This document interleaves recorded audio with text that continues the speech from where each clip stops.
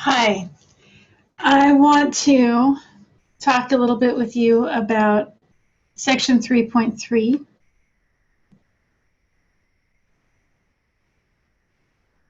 Oops. Function notation.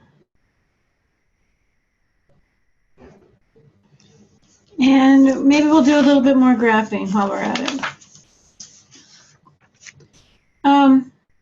What I want to do is talk to you some more about, I want to start with function notation. And I've got my calculator out, which hopefully you can see, because I want to show you how your calculator can help you out with this stuff. Now, I'm using a TI-84 because that is the emulator I have on my computer.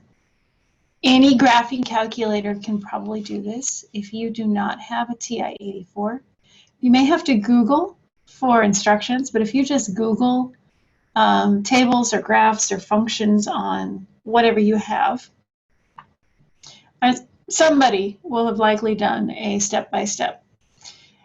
If you happen to have a TI Inspire, if you look on the eCompanion website, there are some links to some information on how to do some of this stuff on an Inspire. It's kind of a different critter. So let's just start with the function f of x equals 3x squared plus 2x minus 1. And let's find f of 0.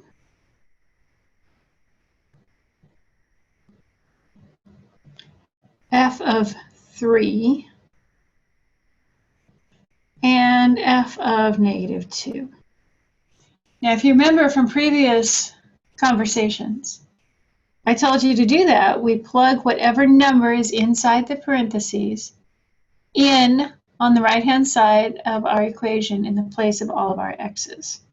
So f of 0 is going to be 3 times 0 squared plus 2 times 0 minus 1, which is going to equal negative 1.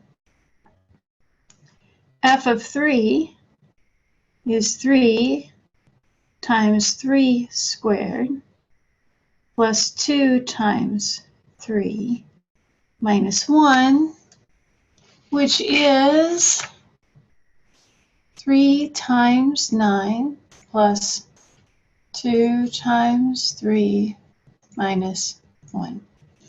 Now, I just showed you one way to do that on your calculator. I just plugged in all the numbers.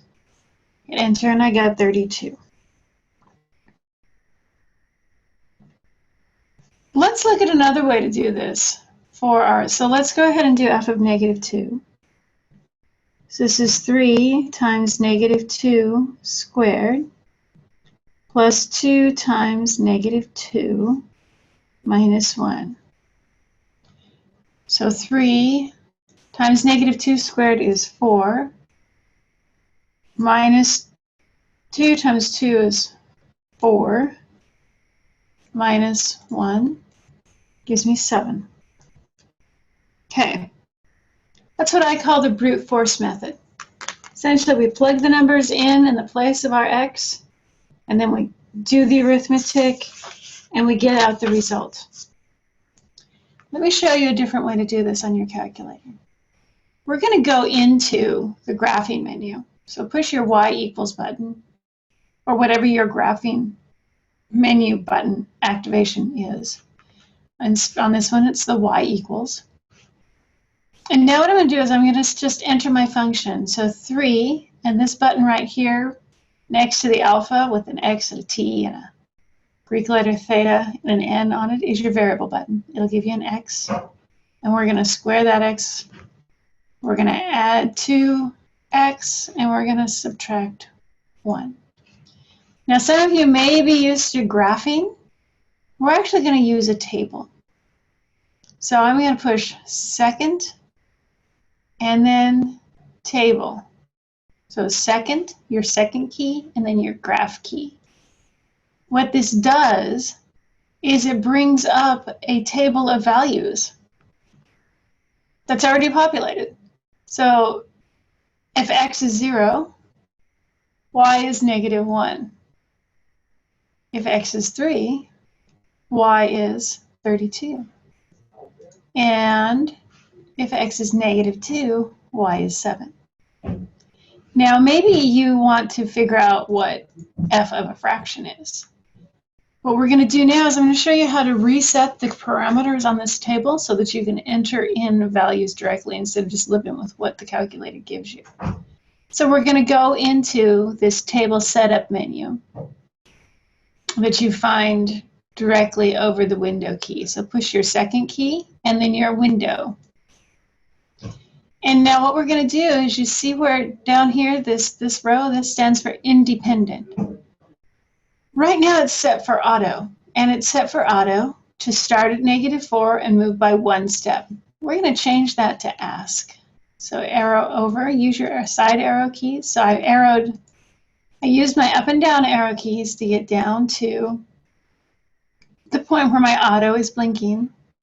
Then I arrowed over to make ask blink, and I hit enter. Now when I go back into my table, it's empty.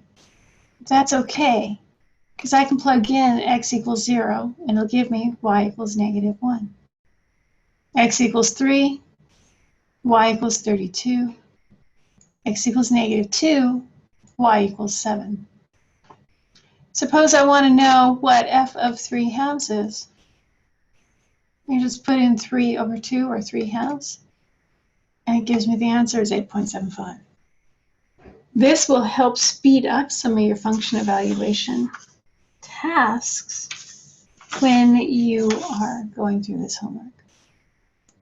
All right, I'm going to do a separate video for the modeling section of this topic. I will talk to you again soon.